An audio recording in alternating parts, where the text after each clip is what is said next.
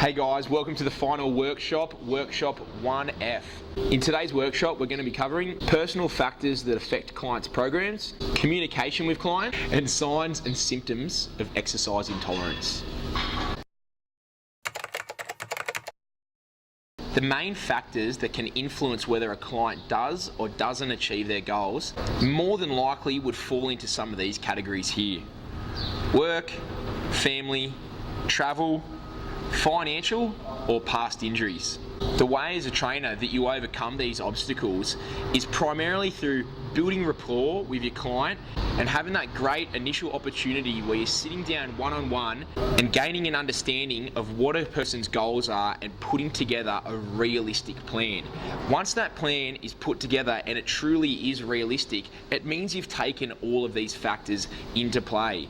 What they do for work, what their hours are, what they can genuinely commit to in terms of exercise, what are their ideal times of training, if they're managing a family of young kids, if the financial side of things is a big issue, that's going to potentially dictate how often they're seeing their trainer a week. And past injuries as well is something that needs to be taken into consideration to make sure that they're fit and healthy, and it's something that's not aggravated but at times may be unavoidable. Somebody that has an extremely high intense workload of the content of what they do day to day will play a major factor in their programming. As a trainer, you need to be making sure you take this sort of stuff into consideration, because the amount of energy that they're burning throughout the course of the day, as well as the amount of stress that they're putting their body under, depending on that client's goals, a focus should purely be to making sure that they're moving better and feeling better and being able to commit to their working routine pain-free. If you're going to consistently push somebody like that to an extremely high intensity level when they're really already working really hard, burning lots of calories through the course of the day and putting their body under a lot of fatigue, it can turn into a bit of a risk versus reward type scenario. Communication between your members and yourself as a trainer is an absolute key part of your business and what you need to be doing to make sure that clients are not only achieving their goals but are going to be staying with you as a trainer as well. The ways that you can communicate with your clients shouldn't be just kept at the times that you have face-to-face in the gym. It's really important that any occasion that they're here, that you make sure that they feel welcome and that they are aware that you know that they're here. But outside of your training sessions, touching base via text message or the occasional phone call is really good for keeping clients accountable to their goals and just for them to understand that you really do care about their journey. As far as me personally and my consistent contact with my clients goes, I like to put a few appointments in my diary to act as a reminder for me to contact my clients, follow up and ask for feedback. A lot of this can be just pumping somebody's tyres up after a great session, checking in after somebody had a really tough session, see how they're recovering. Asking them what they're having for lunch is a really good tool to make sure somebody's still thinking about their nutritional goals away from here. But it really is, it just can't stop at the face-to-face contact that you have throughout your sessions. It needs to be a little bit more of that. Put in a couple of opportunities through the week where you touch base with your clients and see how they're going. Even if it's just asking how their day was and how they're feeling, it's going to really help them in the long run and help you because they're going to want to keep training with you too. If I trained with a client on a Monday, it wouldn't be a strange thing for me to be sending them a text message as they're walking out the doors of the gym to just tell them, great session, well done, can't wait to see you on Thursday. Don't just wait until the next time that you see them into the gym to touch base and see how they're going. They need a little bit more contact, some people, and a little bit more support than just coming and giving them a tap on the bum every time they walk in the gym. Keep that contact flowing. Communicating with your clients outside of the gym environment can be a really successful tool in helping with somebody's adherence and seeing that they are achieving their goals.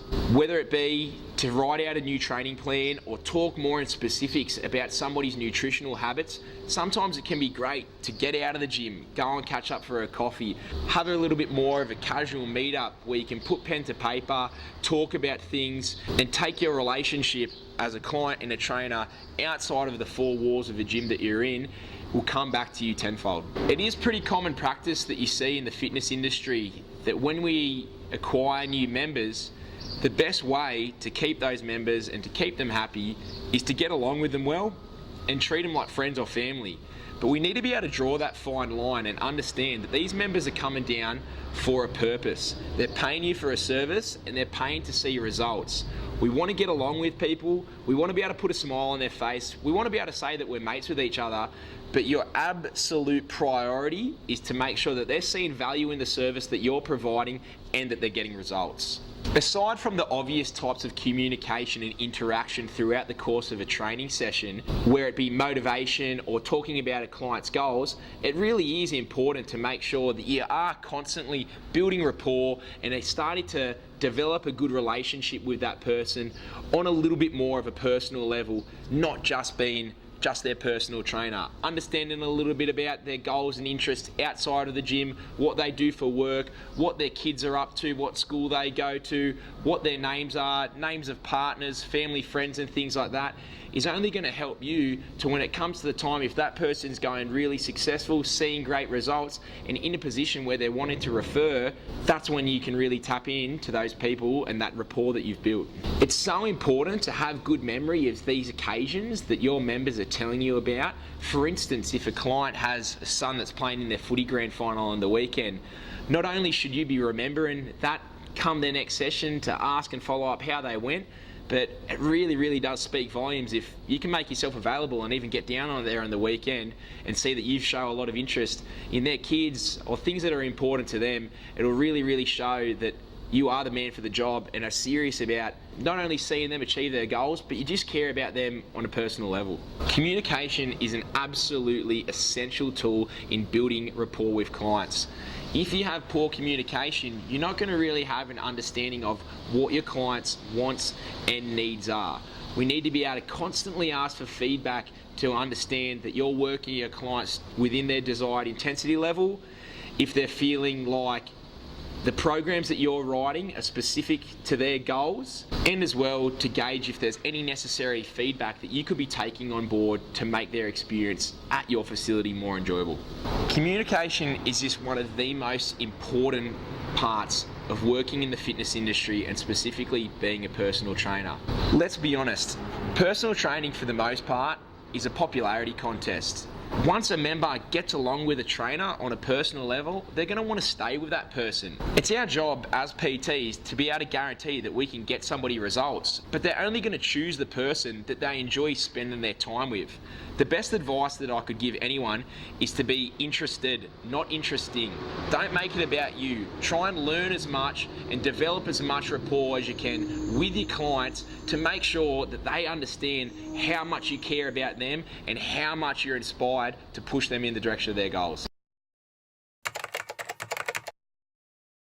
As we've touched on before, it is really important that you're continually asking your clients for feedback throughout the course of a session. There's people that come in here, there's members that come in here that do really want to be pushed, especially to an extremely high intensity level. But you really do want to make sure that they are the only people that are being pushed to that intensity level.